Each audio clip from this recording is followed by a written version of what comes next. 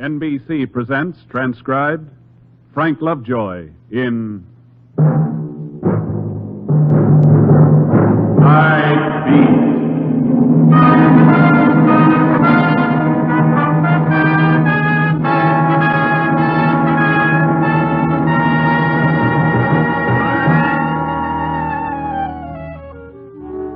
Hi, this is Randy Stone. I cover the Night Beat for the Chicago Star. There's a certain party around town by the name of Panagen. He slugs out an acid column for Pierce's Gazette based on semi-truth, crumbs of political gossip, and backstage hearsay. All of it liberally spiced with sly comments on female anatomy. His major pitch is what he calls his Target of the Week, in which some unfortunate citizen gets a 6-day mud bath. As a result, those broken in Panagen's column are beyond count. Well, last week, the color of his ink hit home, and hard. Believe me, friends, it's something of a shock to pick up the opposition paper, only to read that you're a killer. I was pounding out the final paragraph a few hours from deadline when a copy boy burst into the city room and told me my boss man, Joe Phillips, wanted to see me quick. I walked up a flight of stairs, down a hall of frosted glass doors to one marked Night Editor. Phillips was leaning over his desk, his heavy brows squeezed into a familiar frown. And the minute I came in, he picked up a clipping from the Pierce's Gazette and bade me take a chair. Sit down, Randy. Pleasure. What's up? You won't believe this. Even after you read it, you won't believe it. Well, let's hear it. Hold on to your seat. No surprise is the rumor that Randy Stone, Chicago Star newsman, triggered Harry the Slicker Borenson. What? There's more, Randy. It is said in the more authoritative circles here that the boys in blue rigged a confession from ex-con Johnny Liggett to protect the Star's fair name. With Liggett due for electrocution tomorrow at 12:01, wouldn't you say, Governor, that something should be done about this? The end. Let me see that. In black and white. Triggered Harry the Slicker Borenson. This must be a gag. You can buy that gag at any newsstand. Wow. Yeah, wow. I feel like somebody just smacked me in the basket. You look green, all right. Well, what's the answer? Nearest I can figure, Randy, it's that series you did on Borenson about 6 months ago. 4-time loser? That was the title. Oh, no, Phillips. You got any better ideas? That's your only connection with Borenson? Oh, this thing was picked straight out of the air. Why, I don't know. I never had a run-in with Pierce's Gazette. Of all the 4 million people in the city, why me? Maybe because you work for the Star, the Gazette's stiffest competition. But it's such an obvious lie, Phillips. How can they hope to get away with it? Liggett was convicted of Borenson's murder. 1, 2, 3. The jury was out 30 minutes. What about proof? Panagen never let facts stand in his way. Whatever he gets into his head would be good for circulation. That's what he writes. That's why George Pierce keeps him on. He wants to get the Star in a big feud, so Chicago will start talking about it and boost the Gazette up to our level. Well, we're not playing. You mean you're letting this go without a fight, not a word of denial? We can't get sucked into this thing, Randy. Now, wait a minute. This isn't just a personal matter between Panagen and me. The Star is in it neck deep. Look, Randy, I know how you feel, but everything we print, good or bad, means a big plug for Pierce's Gazette. Well, make me a bargain, Phillips. If I dig up the Panagen story with facts, documented, authentic, if I bring you the whole story, will you print it? What kind of story? I don't know. Maybe that Panagen and his big boss, George Pierce, are covering for somebody. I don't know. Yeah, it could be. I wouldn't put it past them. Well, what do you say? Well, if the story's really hot, okay. Thanks. Where you going? I'm not about to laugh this off, Phillips. Randy, now, look, take it easy. Don't get yourself into trouble. In trouble? Listen, from now on, Panagen's my target of the year. I'm making him a cause. I'll write that disease out of this town if I have to use handbills.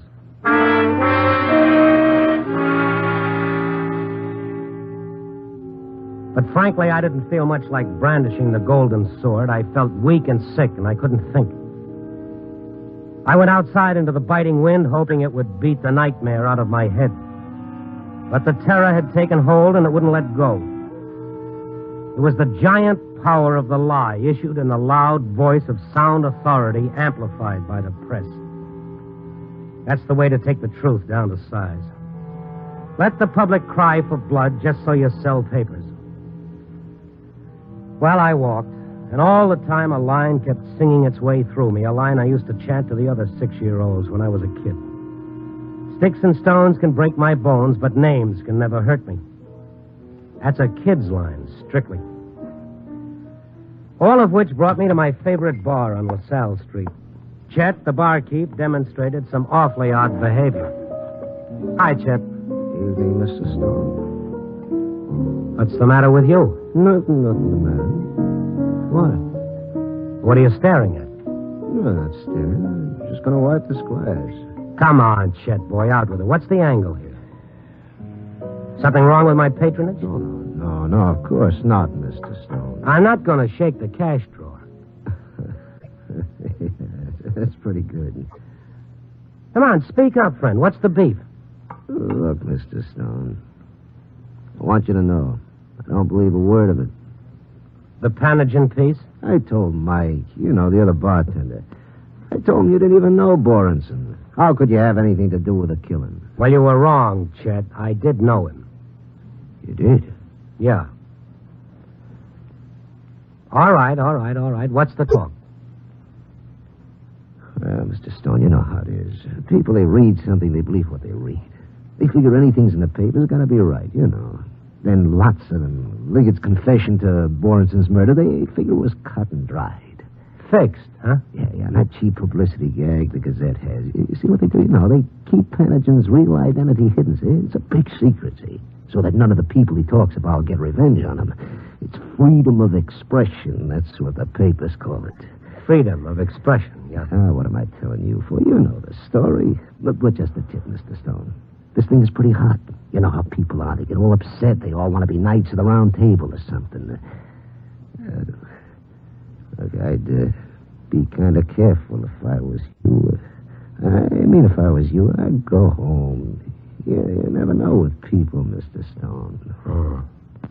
Well, I might do that, Chet. After I take care of a little business. What's the tab?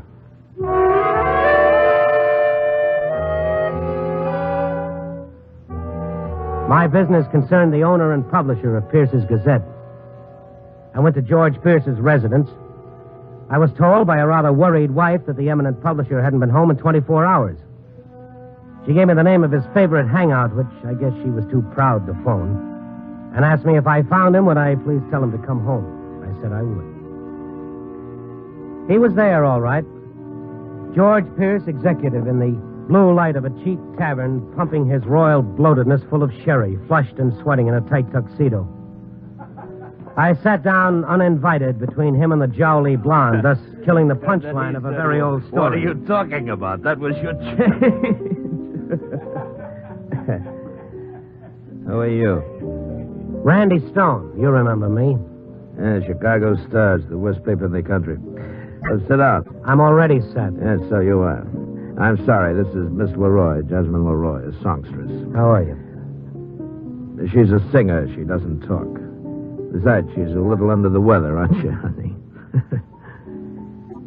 Well, Stone, you all straight with the police? You confess yet?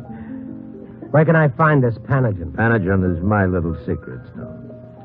Well, then you tell him that I want a big column in tomorrow's edition calling himself a liar. Why don't you take the matter to the courts? Oh, you'd like that. Sell more papers that way. Oh, you're making me sick. On your way, killer. Oh, I'm going to love this. Let go, you crazy fool. What's the matter with you? My apologies, lady. When he gets up, tell him his wife wants him to come home.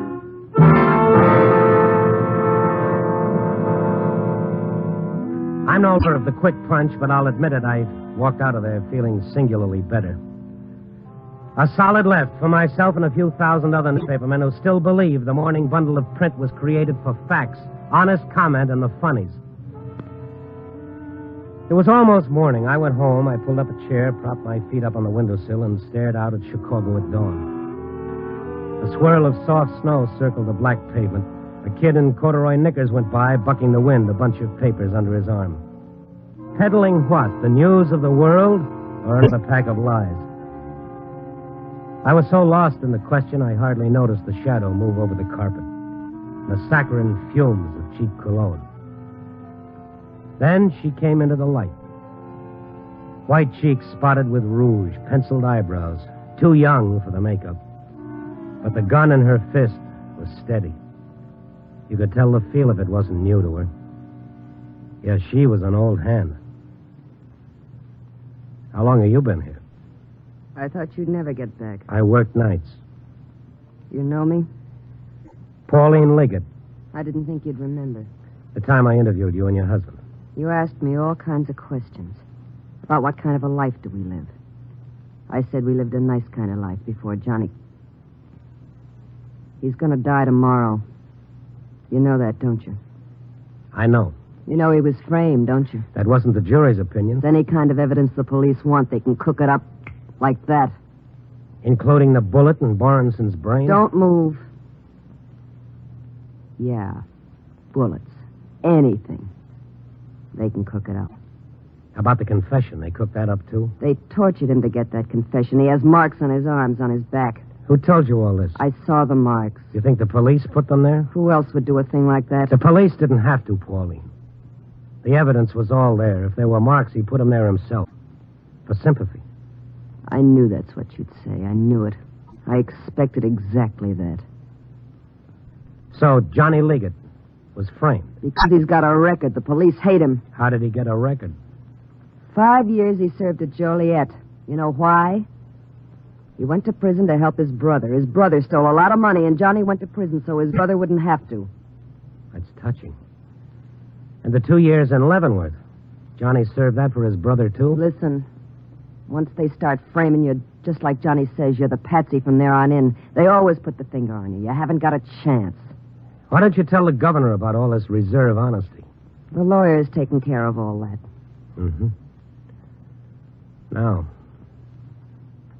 what's the gun for? I went down to the jail and I saw him. I asked him, I said, Johnny, now you tell me the truth. Did you do it, Johnny? And he looked at me and he said, no, Pauline, I swear to you, he said, I never done a thing like that. It's like everything else, he said, a frame. Pauline, use your head. Why would I kill Borenson? I don't know why you killed him. How should I know? Maybe over some kind of deal you had with him. Money, maybe, or a girl, maybe. But this Mr. Pierce and this guy Panagen that writes for him, they're for the little guy, always for the little guy like Johnny. You want to believe that story awful bad, don't you, Pauline? It's true. The whole thing is true. Sure, it bucks the evidence. All the logic. But it's true. Yeah, I'll bet it looks real fine all printed up. When they put it up in black and white and charge people money to read it, it sounds like a lot of truth, doesn't it? Like the state's attorney. You talk good, Mr. Stone. Johnny's going to die tomorrow night. An awful lot of me is going to die with him. But you aren't going to have a chance to sit back and laugh. At 12:01, they killed Johnny. At 12:01, I kill you.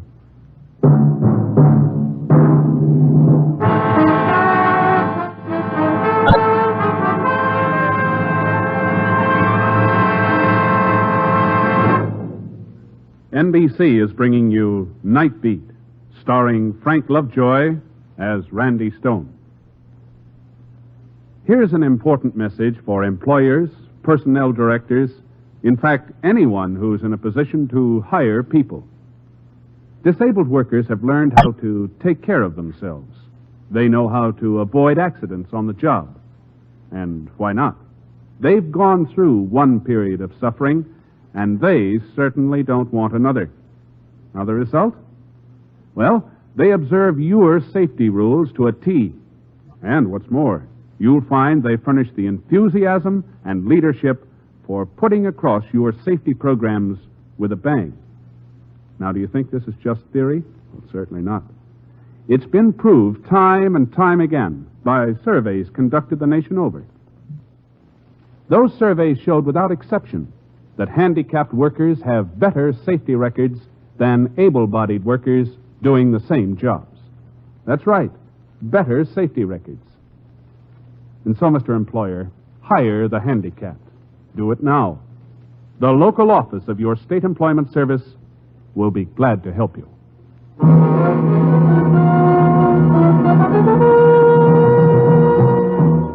And now, back to Night Beat and Randy Stone.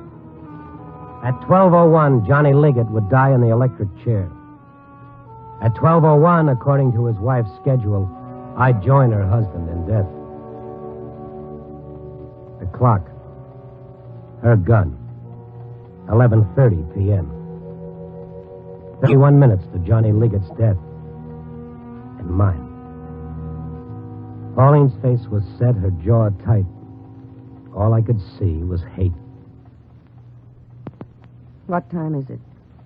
11:32. Hungry? No. You want me to... Shut up. I've got some cheese in the icebox. I don't want any. You think killing me is going to help him? You did your talking, now shut up. You should be trying to help him. I'm not going to tell you again. Was he good to you? Always good to me. Ever ask him where he got his money? He worked. Where? Where did he work? All kinds of jobs. You've handled a gun before. We used to go out to the Indiana Dunes. You and Johnny? Target practice. Mm-hmm. Cheese, huh? It's a week old. Get up. Go on. No tricks. I'm good with this. No tricks. Open the icebox. Open the icebox. Give it to me. No, leave it where it is. I'll get it. Get away from the door. Go on. American cheese. That's right. Dried out. A week old, like I said. Poison, maybe. A killer like you. Maybe. I'll take my chances. No bread? Just cheese. Go on back. Sit down.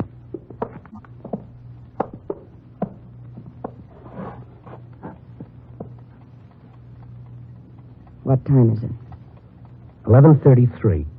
And a half. Goes slow, doesn't it? Mm-hmm. Slow. Yeah. But it keeps going. Well, you're going to look at that minute and tell me what time it is, just like Johnny, watching the clock. Maybe he's just playing cards. Hey, what's it like? What's what like? Does it hurt? Well, nobody knows. Maybe they never feel a thing. Maybe there's one split second when they... Nobody knows. They shave the head. Yeah. Will they do that to Johnny? Mind if we drop the subject? I want you to live through the whole thing like he's doing. You ever been to an electrocution? I've been to one, yes. You know about it, then? I know all about it. You're sick, Pauline. Listen, you've said everything you're going to say. You talked yourself blue all morning, all afternoon. Now shut up. Just shut up. You want them to do the same thing to you they're going to do to Johnny? Listen now. Do you? You asked me that. Shut up.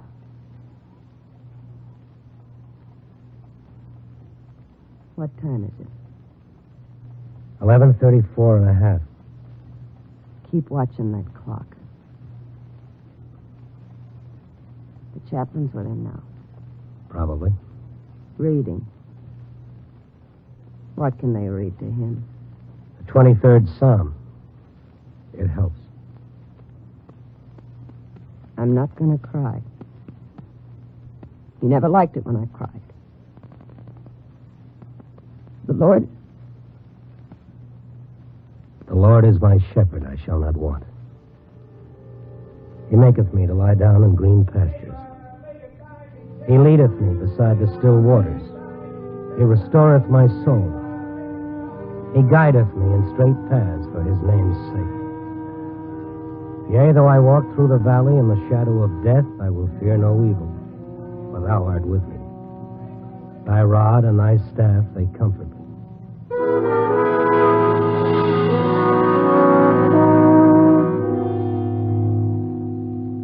The papers papers are out. Panagin's column. Don't you want to read it? I'll read it. After. As a last request. No. Even Johnny will get a last request. The tape boy is coming back. The other side of the street. No sale. Maybe a pardon. Not in a million years. You never can tell. Call out the window before he goes away. Don't move. I got my eye on you every second. Boy! Paper here. I've got change. Don't move. Don't move, I said. Apartment 3. Be right up, lady. One word. One word and I'll do it. When he comes to the door, you just sit there, because I don't care, Mr. Stone. It's nothing to me what happens. If he sees me do it or if he doesn't. You're shaking. What time is it? 11:37. 11:37. You think you're the perfect woman, don't you, Pauline? What? A guy sheds all his sins just because you love him. He's not perfect, but he's not a killer. Grow up, Pauline. Your husband took a gun and shot a man. You were at the trial. I heard all the lies, mister. Now shut up. Johnny was an innocent man. Present tense, Pauline. He's still alive.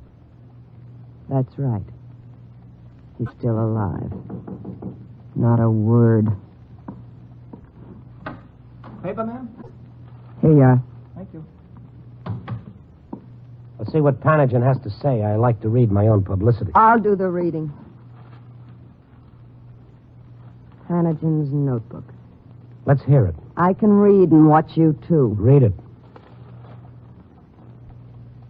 A few hours from now, Johnny Liggett, convicted of the murder of Harold Borenson 2 months ago, will die in the electric chair on California Avenue. Go on. I visited the condemned man in his cell today. He told me he wants everyone to know he did not kill Harold Borenson. I am an innocent man, he said. He said he holds no grudge against the man who did the killing. He'll be punished, Liggett said, but I forgive him. Is that all Panagin has to say? Liggett asked me to take care of his wife, Pauline. I haven't been a good husband to her. I wish I'd told her about the other woman a long time ago. Other woman. Last minute confession. Another woman. It's a lie. It's a dirty lie. Panagin? Panagin never lies, Pauline. Johnny always said to me there never was anybody but you, Pauline. He always said that. You better make up your mind, Pauline. What? If Panagin's a liar, Other woman. if Johnny went with another woman, Panagin's telling the truth. If he didn't, Panagin's a liar. He's a liar. If he's a liar, Pauline, then he lied about a lot He's of a things. liar. Johnny wouldn't do that to me. Give me the gun, No, Pauline. stay away. Stay away from me. Don't you come near me. Stay away. Listen to me, Don't you Pauline. talk to me. I don't want you talking to me. The whole city knows about it now. The city knows all about the way he cheated on you. They're sorry for you. They're all saying, isn't it a shame she has to find out just before her husband dies in the electric chair that he was cheating on her all the time? Just because somebody printed a lie. He loved me. Johnny loved me. You're right, Pauline. He loved you very much. He couldn't do a thing like that when he loved me so much. Sure, he loved you that much. And a man who loved you that much couldn't do that to He you. couldn't have been seeing another woman. It's a dirty lie. Everything's a lie, Pauline. Everything they said. They lied about both of us. Now, give me that gun. You come with me. Where are you going? You come with me. Now, wait a minute. Liars! They make me so ashamed. Dirty liars.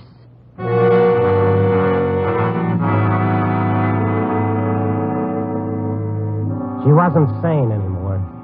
The truth and the lie, reality and the dream were mud in her mind. Her eyes gleamed shame, anger, hate, all melted into madness. She forced me out into the car at the curb. In talking myself out of my own killing, I talked her into another. Our destination? The home of Panagin's boss, George Pierce. It was 11:55 when we reached Pierce's residence. He answered the door, blinking into the darkness, his tiny eyes buried in sleek, puffy flesh. His bulk was wrapped in a silk dressing gown, his feet in carpet slippers. He was scratching himself. Yeah, so is it. Get inside. Hurry up. She's got a gun, George. Stone. Now listen Get here. inside. He's right. I've got a gun. Pauline, listen to me. Inside. Mrs. Liggett, that Dirty liar. liar. Your paper. What's the trouble, Mrs. Liggett? Another woman. Now, listen, Mrs. Liggett, maybe just for human interest, Panagen might have said something that wasn't... Human interest. Look, why don't we go into the library and have a drink? You look like you could use the drink, Mrs. Liggett. He's going to die tonight. He's going to die, and all you care about is human interest. You write things like that about him, making off like I wasn't a good wife. Nobody ever loved anybody like Johnny loved me, Mr. Pierce. Nobody. We'll print a full retraction, Mrs. Liggett. I know about Panagen, too. There is no Panagen. Everything that goes into that column is yours, Mr. Pierce. Every dirty line of it. Now, Mrs. Liggett... You're Panagen, aren't you? Mrs. Liggett, please. You're the liar, aren't you? No, Mrs. Liggett, I didn't even see the Dirty liar!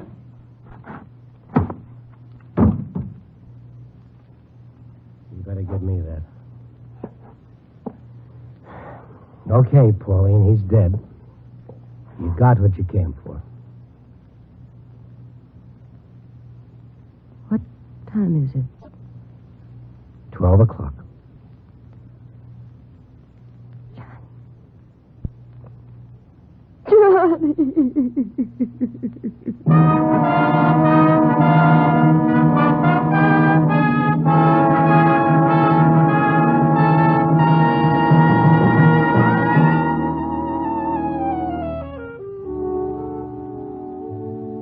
Confessed killer Liggett died in the chair last night, and his wife will be tried for murder. Her attorneys will plead that she didn't know right from wrong or true from false. I wouldn't be surprised if the court went along with them. But by the same token, would you pass the test? How good are you at telling the lie from the truth? Does the truth vary according to your personal convenience? Black one day, white the next? The next time you read anything, ask yourself, I have the right to doubt. Am I using it? Because it's too dangerous living in a world of misinformed people. There's a reason why the lie is the tyrant's favorite death weapon. It's killed more people since the world began than all the armies and the automobiles put together. Copy, boy.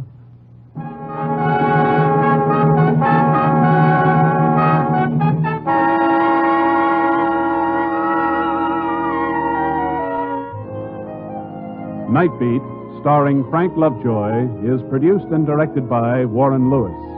Tonight's transcribed story was written by David Ellis, with music by Robert Armbruster. The part of Pauline was played by Joan Banks. Others featured were Bill Conrad, Peter Leeds, and Lou Krugman.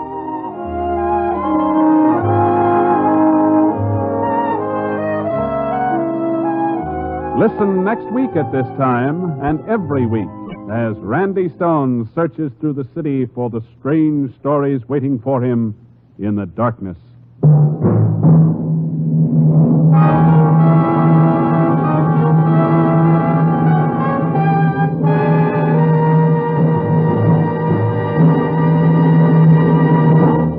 Night Beat came to you from Hollywood.